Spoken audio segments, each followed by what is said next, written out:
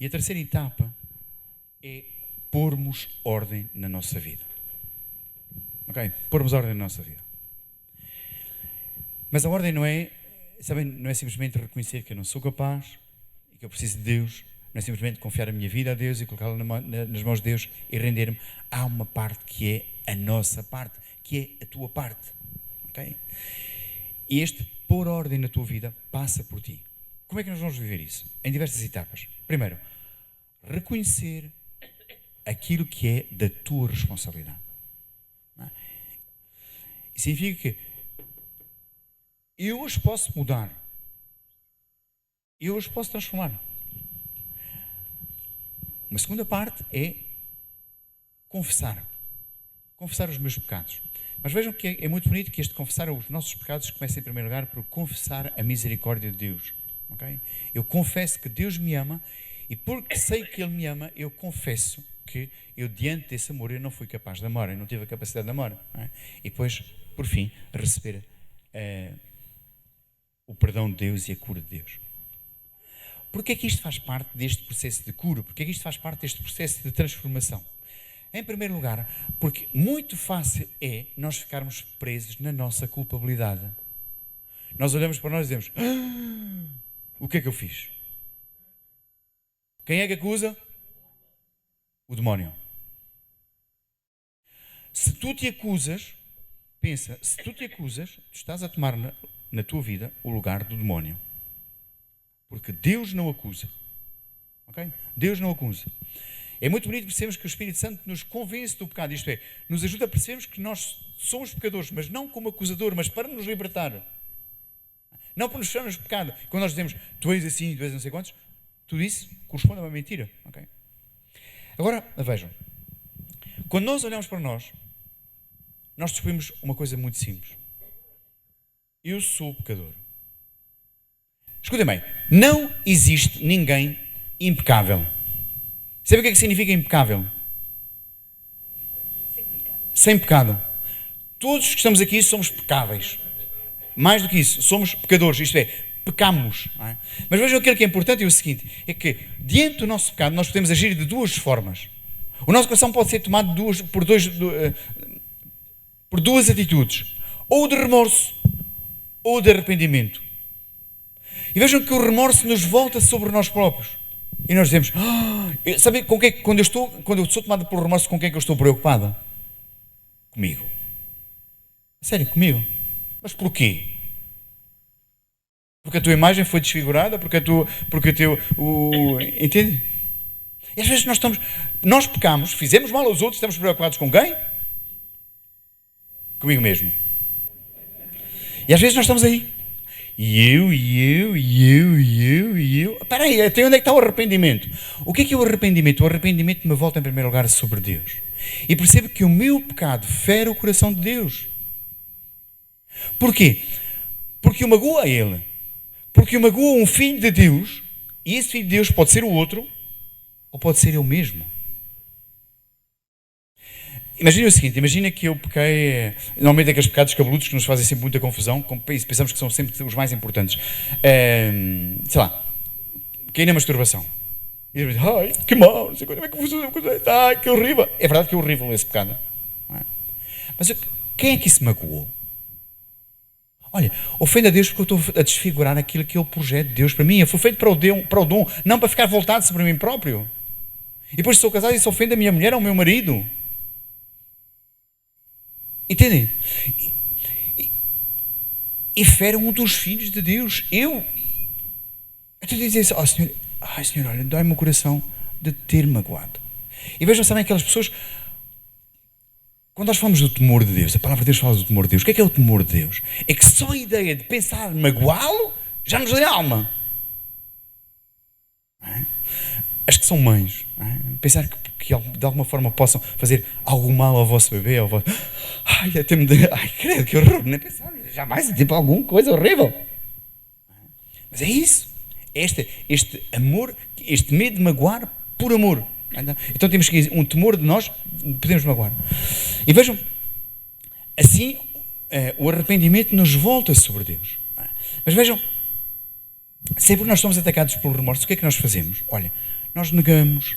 Não, isto não é bem assim. Nós reprimimos as nossas falsas. Nós desculpamos os outros. Não, a culpa não é minha. De facto, a culpa não é minha. Outras vezes desculpamos. Não, mas isso se calhar não é assim tão grave. Quer dizer, se calhar, sabem, são daquelas pulsões que às vezes acontecem. E acontecem em todos os homens, e sobretudo nos homens. É a nossa natureza humana, não é? Não! Okay? Ou então racionalizamos. Bom, efetivamente, se calhar... E vamos procurar razões para desculparmos o nosso pecado. E vejam tudo isso. E se nós estamos em torno onde de quem? De mim. Okay? E depois de mim. Quais é que são as consequências ainda da culpabilidade? Ela destrói a nossa confiança e dificulta as nossas relações. Porque às vezes nós nos sentimos culpados, então nós tentamos compensar o outro. Nós deixamos de agir com verdade. Porque eu sinto que aquilo que eu fiz não foi justo, então vou tentar compensar. O pai sente-se culpado porque ficou horas sem fim no trabalho. O teu filho pede uma coisa para jantar que não era bom para ele, mas porque ele se sente culpado de ter demorado tanto tempo a chegar a casa, então vai-lhe dar aquilo que ele não devia. E aquilo que não é bom. Porquê? Porque a culpabilização tem tendência a isto. A compensar naquilo que muitas vezes não é justo e que não se adapta. A culpabilidade nos mantém muitas vezes presos no passado. Se vocês soubessem a quantidade de vezes que vi pessoas que vivem do passado. Que vivem presos no passado, da acusação do passado. E que não avançam. Não avançam. Põem todos os esforços possíveis. Okay? Tentam orar, tentam fazer uma série de coisas, tentam fazer sacrifício. É a mesma coisa que vocês estarem num barco, assim, daqueles barcos a motores muito potentes, não é? Põem o barco, os dois motores na água, ligam aquela coisa e põem o motor a fundo. E aquela coisa não sai daqui. Corta as amarras do passado. Larga isso. Tira a âncora. Deixa o passado para o passado. Tomem nota desta passagem. Isaías 43, 18 e 19. Diz o seguinte: não penseis mais nas coisas antigas, não vos lembreis mais do passado. Eis que faço uma coisa nova, não o vedes? Já está a acontecer. Ok? Isaías 43, 18 e 19. Mas quantas vezes nós, em vez de enfrentarmos as coisas porque nos sentimos culpados, nós varremos para debaixo do tapete ou camuflamos as coisas? E há coisas, sabem? Nestes 25 anos de padre, tantas vezes me aconteceu quando as pessoas dizem assim: padre, vou confessar uma coisa que eu não confessei nunca. Às vezes há aqui, sei lá, anos e anos e anos. E quando a pessoa finalmente consegue dizer isso, que liberdade! Que liberdade!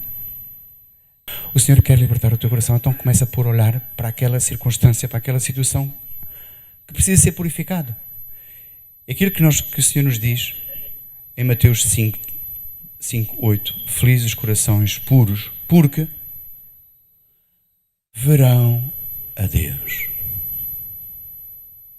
Ok? Verão a Deus. Porquê? Porque o nosso pecado, ok? O nosso pecado, sabem, nos impede de ver a Deus, nos impede de entrar nesta contemplação de Deus, nesta vida de Deus. Ok? Bom, então, como é que nós nos livramos do pecado? A primeira coisa, sabem, é olharmos para o nosso coração. Tomem nota deste versículo. Salmo 139, versículo 23 e 24. Examina-me, Senhor, e vê o meu coração. Põe-me à prova e conhece os meus pensamentos. Vê se é errado o meu caminho e conduz-me pelo caminho eterno. Ok? Senhor, vê. Conhece. Comecem pelo seguinte. Diante do amor de Deus, pergunta: Senhor, o que é que tu me mostras? O que é que tu me dizes sobre aquilo que não está de acordo com a tua vontade? Senhor, o que é que não está bem comigo? Em que é que eu não estou bem contigo? Mais concreto. Alguma coisa que o vosso coração vos acusa, que sentem culpados? olhem, aí há certamente coisa. Sabem, costuma dizer onde há fogo, onde há fumo há fogo. Ok? Existe uma situação qualquer que existe culpabilidade, escarafunchem um bocadinho que vocês vão encontrar coisa. Mas não é para que sejam acusados. Deus não acusa. Ok? Tenho isso sempre presente. Deus não acusa. Se Deus mostra onde dói, é para curar. É para que sejas curado hoje. De que é que eu me arrependo? E às vezes as pessoas dizem, se o arrependimento matasse. Não, mas se for o verdadeiro arrependimento, ele não mata, liberta, cura. E eu percebo que nós podemos sentir vergonha de algumas coisas. Porque há coisas que de facto nós dizemos, olha, mas pior do que ter vergonha disso que nós fizemos é tê-lo feito. E pior do que tê-lo feito e sentir vergonha disso é ainda não nos termos libertado disso. Esta aqui é forte. Existe algum pecado que tu ainda nunca confessaste? Porque tens vergonha, porque achas que é muito grave, porque achas que não tem perdão. Ok, se existe alguma coisa dessas, olha, tu não podes sair daqui assim. Sabem, às vezes nem são nada coisas graves. Santa Teresa de Jesus tem uma expressão que é preciso que tu notes e que escrevas e que repitas. Okay? Diz, todo o nosso pecado, todo, não é o nosso meu, okay? É o nosso e de toda a humanidade. Okay? Todo o nosso pecado não passa de uma gota d'água no braseiro imenso da misericórdia de Deus. Okay? Estão a ver uma gota d'água, estão a fazer um churrasco e não é um braseiro imenso, é só aquele braseirito. Não é? E uma gota d'água que cai no braseiro faz o quê? Já era. Todo o pecado da humanidade não é todo o teu pecado. Isto é, todo aquele que já confessaste já não é. Já não tens. Mas pensa o seguinte, tudo isso é como uma gota de água no braseiro imenso da misericórdia de Deus. Então tu podes pegar nessa coisa que andas para arrastar há 500 anos e dizer, Senhor, é hoje. Eu não saio daqui igual. Eu não saio daqui com esta porcaria. E hoje vou deixar. Senhor, toma, leva, entrega. Sabes? Faz um pacto de verdade. Conhece a palavra que diz, a verdade vos libertará. Ok? Para viveres livre, para seres liberto, para que Deus possa produzir na tua vida esta revolução, e mesmo esta revolução de todo o teu ser, tu precisas de viver na verdade. Então queria te convidar, se precisares, fale por escrito. Quando Deus deu ao homem o poder de nomear os animais, qual é que é o sentido? O dar nome significa ter poder sobre. Quando tu nomeias o teu pecado, é-te dada autoridade, poder de Deus sobre esse pecado. Para quê? Para o entregares a Deus, para o colocares nas mãos de Deus e para que Deus o transforme. Chama-se mentira, então chama-se mentira. Chama-se roubo, chama-se engano, é engano. Mas chama as coisas pelos nomes, não dissimules. Sabem, um dia recebi uma senhora que tinha quase 100 anos, tinha 80 e muitos, quase 90, tinha 90. E então na altura veio de confessar-se de que tinha feito na sua juventude 3 desmanchos. 3 desmanchos. E a senhora dizia, sabe, sempre disseram que não era nada, mas sabe, eu continuo a pensar neles como meus filhos. E a senhora tinha 80 e muitos anos. E ela carregava aquele peso, aquele fardo, aquele pecado, aquela acusação, com toda a gente dizia, isso não é nada, é um feijãozinho. E aquela mulher carregava aquilo. E vendo ver a liberdade dela, quando ela no fim pôde pedir perdão a Deus e receber o perdão de Deus e a graça de Deus para a sua vida. Ou seja, não leves nada para casa, senão a graça de Deus. Não leves nenhum pecado de volta. Segunda etapa, fazer este exame de consciência. Aceita a responsabilidade das tuas faltas. Não te desculpes. Não te desculpes. Não digas que foi a mulher, não digas que foi a serpente, não inventes desculpas. Sabem, nós somos tão bons a arranjar desculpas. Não é minha, a culpa é do sistema, a culpa é do trânsito, a culpa é do semáforo. Okay. Tu tens culpa. Existe apenas uma pessoa, nós, que é inocente. E sabem, o que mais bloqueia esta ação de Deus na nossa vida é quando nós não dizemos, Senhor, fui eu preciso de ser perdoado disso. Eu preciso ser curado disso. Eu preciso ser salvo disso. Por isso não te desculpes das tuas culpas. Não inventes desculpas para aquela que foi o teu ato. Não minimizes. Não ponhas as culpas nos outros. Não ponhas as culpas dos outros. O meu primo é que era um maroto. Não. É que no meu escritório toda a gente faz isso, não é? Toda a gente, quando precisa de uma coisa, leva. Pronto, é um bocadinho de sistema, não é? A culpa é dos outros, não é meu. A outra etapa é pedir perdão a Deus. A primeira carta de São João, no capítulo 1, versículo 9, diz: se nós reconhecemos os nossos pecados, Deus, que é fiel e justo, nos perdoa os nossos pecados e nos purifica de toda a injustiça. Se nós reconhecemos os nossos pecados e se pedirmos perdão deles, Deus nos purifica. E é muito bonito perceber que esta foi a primeira palavra que nos foi dada hoje na leitura desta manhã, do profeta Isaías 1,18. Era um bocadinho mais extenso, mas ainda na altura dizia: vinde a mim e discutamos, diz o Senhor. Se os vossos pecados forem como o escarlate, tornar-se-ão brancos como a neve. Se forem como a púrpura, tornar-se-ão brancos como a lã. Vamos conversar e eu te purificarei. Vejam o seguinte: porquê é que nós temos necessidade de falar quando há coisas que nos magoam? Porque nós precisamos de as pôr fora de nós. Qual é que é uma das grandes dificuldades naquilo que toca ao nosso pecado, às nossas fraquezas, às nossas fragilidades? É que nós misturamos aquilo que eu fiz com aquilo que eu sou. Não é? O que é que muitas vezes dizes? Porque eu menti, até eu sou o quê? Nada, um filho de Deus. Ok? Porque eu roubei, eu sou o quê?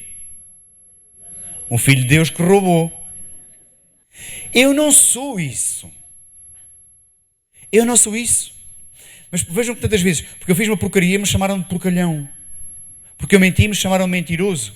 E de repente parece que isso se tornou a minha identidade. E essa não é a minha identidade. Eu não sou o meu pecado. Eu sou, Senhor, quem tu dizes que eu sou. Essa é a minha identidade. O que é que Deus diz que eu sou? Voltamos à mesma frase, ao mesmo versículo de há pouco. Isaías 43, 1 a 5. E agora, eis o que declara o Senhor que te criou. Eis o que diz Deus, aquele que te criou. Aquele que te formou. Aqui aparece Jacó e Israel. O teu nome. Ok? O teu nome. Diz-te: não temas, porque eu te resgatei. Chamei-te pelo teu nome e tu és meu, tu és minha. E tu pertences-me. Quando atravessares os mares, eu estarei contigo, e os rios não te hão de submergir. Quando caminhares pelo fogo, não é se, é quando. Ok? Deus não diz se. Nós vamos passar pelos mares, nós vamos passar pelo fogo, não é? Ele diz quando. Quando caminhares pelo fogo, não te queimarás e a chama não te atingirá. Porquê? Porque eu sou o Senhor, o teu Deus, o Santo de Israel, o teu Salvador. Do Egito para a tua libertação, Cuxa e Seba em troca de ti. Porquê? Porquê é que eu faço isto? Porque tu és precioso para mim. Tu és preciosa para mim. Eu te estimo e te amo. Tu vales tanto que por ti entrego o reino, entrego homens. Olha, por ti o Pai entregou o seu Filho. Queres saber o teu preço, o teu valor? Olha para a cruz. Por isso é que o Paulo, quando falava aos cristãos, lhes chamava caríssimos. E explica o porquê. Caríssimos, porquê? Porque o teu preço foi o sangue de Cristo. Esse é o teu valor. Esse é o teu preço. Entrego reinos, entrego homens por ti. Entreguei o meu filho por ti. Não temas, porque eu estou contigo. Ok? Isto é o que Deus diz de ti. Isto é quem tu és. Quando no batismo de Jesus se ouve a voz do Pai que diz: este é o meu Filho muito amado, nele ponho toda a minha alegria. Isso é o que Deus diz de ti. Tu és o meu Filho muito amado, em ti ponho toda a minha alegria. Mas, Senhor, eu fiz porcaria.